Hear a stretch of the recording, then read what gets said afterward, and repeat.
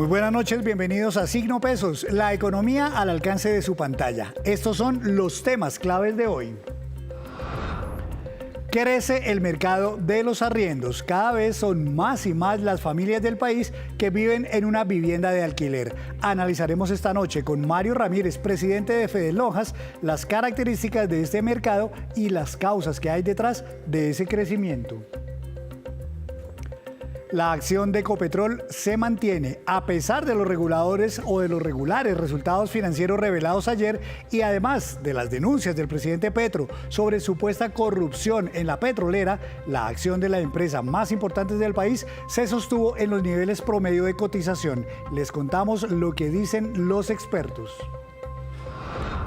Las buenas noticias empresariales. EPM, una de las empresas más importantes del país, registró también grandes aumentos en sus ingresos y en sus utilidades netas.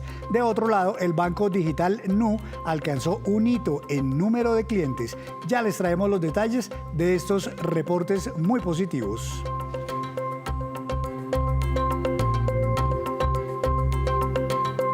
Y comenzamos esta emisión de Signo Pesos hablando de un fenómeno que se está registrando en el país y es el sensible incremento de las familias que están viviendo en arrendamiento en Colombia. Doctor Mario Andrés Ramírez, presidente de Fedelonjas, buenas noches, bienvenido a Signo Pesos, ¿cómo le ha ido? Estimado Henry, muy buenas tardes ya para todos ustedes. Gracias por la invitación. Gracias, doctor Ramírez. Quería preguntarle en primer lugar, pues mire usted, los hogares que ya están viviendo en arrendamiento en Colombia, según el propio DANE, se estima en 40%, es decir, que 4 de cada 10 hogares viven en una vivienda de alquiler. ¿Esta cifra de pronto es mucho más elevada de lo que se registraba hace unos años en Colombia o incluso es más grande de lo de otros países de la región en Sudamérica? Henry, déjeme comentarle que hoy estuvimos en el Foro Económico de Fedelonjas, en donde presentamos estas cifras y cómo ha venido presentándose esta nueva tendencia. Pasamos de ser un país de propietarios a ser un país de arrendatarios. Esta brecha se empezó a disminuir alrededor del año 2018 en adelante, tanto así que para el año 2022 la brecha cambió. Dejamos de ser propietarios en su mayoría, ahora somos el 40,3% de los hogares viven en arriendo frente a un 39% de hogares que viven en vivienda propia. Esto seguramente en las ciudades principales se incrementa un poco, llega a ser en el 47%. Y pues bueno, el arriendo siempre va a ser una muy buena opción para adquirir vivienda propia cuando por diferentes circunstancias no se puede adquirir una vivienda propia, bien sea nueva o usada. Pues me sorprendió también, doctor Ramírez, este otro dato, y es que solamente entre enero y marzo de este año el incremento en las viviendas alquiladas en Colombia fue de 8%. ¿Este año está pasando alguna cosa especial que haya llevado a este crecimiento tan notorio? No, realmente lo que pasa es que el mercado de arrendamientos viene teniendo una senda de recuperación. Veíamos antes, por supuesto, que el tope de los cánones de arrendamiento, por ejemplo, el año pasado, era el 13,24%, que era el incremento permitido por la el IPC del año inmediatamente anterior. Para este año, ese incremento, ese tope permitido por ley es del 9,28. Ningún canon de arrendamiento puede subir más allá del 9,28. Ahora bien, el incremento en los cánones de arrendamiento, como les menciono, viene teniendo una senda de recuperación. En este momento estamos en el 8% de arriendo efectivo y esto es positivo, por ejemplo, para los inversionistas. Ahora hay algo muy importante que debemos resaltar. Este sector, propiamente en los arriendos, es un sector que se autorregula. Veíamos, por ejemplo, en casos de pandemia que los propietarios con los inquilinos o los arrendatarios pues hicieron una serie de concesiones en algunos casos, de negociaciones. Entonces, pues estamos viendo en este momento la senda de recuperación que están teniendo los cánones de arrendamiento. Es eso básicamente. El hecho, doctor, de que más familias estén hoy día viviendo en arrendamiento, ¿significa que la gente prefiere más vivir en arriendo que en vivienda propia o es más bien que hay problemas para acceder a una vivienda propia? Vemos que la opción de arrendamiento es muy buena, es una opción llamativa, toda vez que ahora las tendencias han cambiado un poco. La gente prefiere con tasas de interés altas, como digamos el año pasado, que hasta ahora pues se está viendo una disminución en las tasas de interés, especialmente en los créditos hipotecarios, pues la gente prefiere no endeudarse y encuentra en el arriendo una opción muy positiva. Además que la gente con el arrendamiento tiene la facilidad de tener una vivienda digna y de calidad, seguramente con un metraje establecido, cerca a su sitio de trabajo, a su sitio de educación, cerca a medios de transporte masivo, en fin, tiene una serie de bondades importantes. Y también a la hora de generar renta, pues es un vehículo bien interesante y bien importante, toda vez que genera una renta fija y es de bajo riesgo. El tema se está dando por igual, doctor, en todos los estratos o socioeconómicos y eventualmente también en todas las ciudades, o es un caso particular de algunas capitales. Vemos que en algunas ciudades el factor de arrendamiento, los hogares que viven en arriendo es un poco mayor. Sin embargo, se computa similar en algunas ciudades. Lo que les mencionaba al inicio, a nivel nacional el 40%, 40,3% de los hogares viven en arriendo. En las ciudades principales puede llegar a incrementarse un poco, llegando al 47%, al 56% aproximadamente. En el caso de Bogotá, por ejemplo, el 56% de los hogares viven en arrendamiento. Son cifras que pues seguramente tienen diferentes formas de verse, como les mencionaba. Por un lado, cuando no se puede acceder a vivienda propia, tanto nueva como usada, pues existe el arrendamiento, que es algo muy interesante por explorar. El DANE revelaba hace poco que cada vez hay más hogares unipersonales en Colombia, hogares de menos de 3 personas, de 4 personas, y también hay otro fenómeno que es el de la movilidad de los estudiantes universitarios que se van de una ciudad a otra a estudiar. Todo esto de pronto hace que haya más presión en la búsqueda de inmuebles en alquiler en el país. Son tendencias y como bien lo menciona Henry, los jóvenes demandan de pronto algo diferente. La posibilidad del trabajo remoto hace que yo hoy pueda estar trabajando acá en Bogotá y en un mes de pronto me voy a trabajar o sigo trabajando remotamente desde Cali, por poner un ejemplo simplemente. Entonces vemos que las tendencias cambian un poco. Ahora la conformación de los hogares, como bien lo menciona Henry, cambió un poco. Ahora los hogares están conformados alrededor de 2,5 personas por familia. Entonces esto hace que las preferencias sean diferentes a como se concebían seguramente en años anteriores. Es eso básicamente. Cuando hablamos de alquiler, doctor, ¿qué tipo de viviendas se están alquilando más en el país? ¿Son casas, son apartamentos, son apartaestudios que están muy de moda? ¿Qué hay detrás de esto?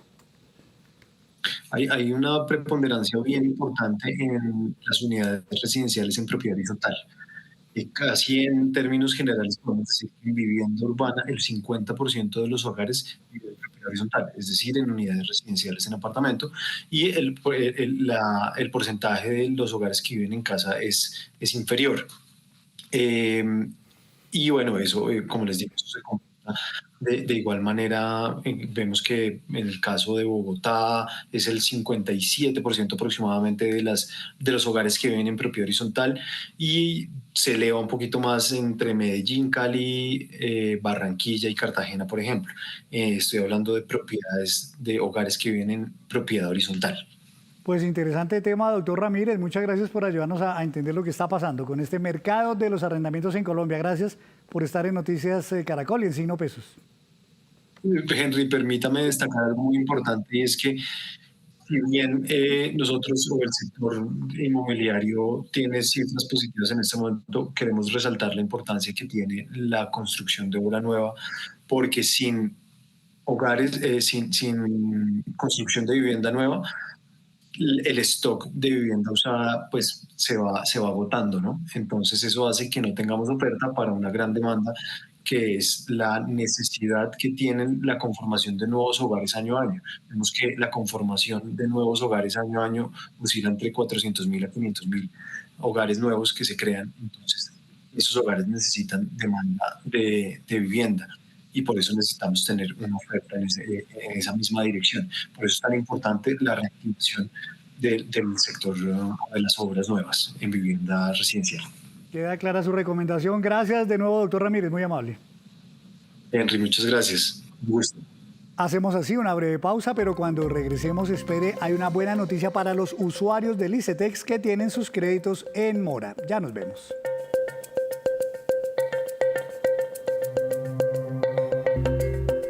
Gracias por continuar con nosotros en Signo Pesos. A esta hora llega Víctor Grosso con todas las noticias, en este caso, Víctor, sobre EPM. Henry, buenas noches, muy buenas noches, televidentes. Bueno, por estos días las empresas más grandes del país están reportando sus resultados financieros. El corte de cuentas al primer trimestre de este año. En las últimas horas hemos destacado bastante los resultados financieros de Ecopetrol, que es la empresa más importante para todos los colombianos. Y hoy vamos a resaltar los resultados financieros de otra gran empresa, que es EPM, que es tal vez la segunda empresa con capital público más importante para el país después de Ecopetrol y muy importante para los habitantes de Medellín y para Antioquia. Así que, así como Henry, Ecopetrol transfiere gran parte de sus utilidades al presupuesto general de la nación, EPM transfiere gran parte de sus ganancias al presupuesto general del municipio de Medellín y por eso pues también son importantes todas sus cifras, además pues de la relevancia de EPM para todo el sector energético. Crecen en términos generales muchos de sus resultados financieros, vamos a destacar los ingresos y las ganancias. Además, Henry, en un entorno bastante desafiante para todas las empresas del sector energético por el fenómeno del Niño, por el crecimiento en la demanda energética, por la crisis que ha habido por ahí con algunas comercializadoras, han tenido que capitalizar filiales, en fin. Entonces, el hecho de que crezcan algunos de sus cifras, pues se puede interpretar, de hecho la misma empresa lo está interpretando como un resultado positivo. Y aquí enfoquémonos en varias de las cifras que están dentro de este recuadro de color rojo. Por ejemplo, los ingresos de EPM del grupo EPM en el primer trimestre de este año crecieron un 12%, ingresos por más de 10 billones de pesos. Y por acá al final vemos el resultado neto. Esta es la ganancia de la compañía, crece un 6%. La ganancia fue entre enero y marzo por 1,7 billones de pesos. Destacar que ya Hidroituango, que está generando con 4 turbinas, empieza a tener un gran peso dentro de los resultados financieros de EPM y en términos generales, en un momento muy desafiante, pues vemos que crecen algunas de las cifras de esta importante compañía. Pues muy importante, sí señor, los resultados, don Víctor, muchas gracias. A usted, Henry, gracias. Gracias.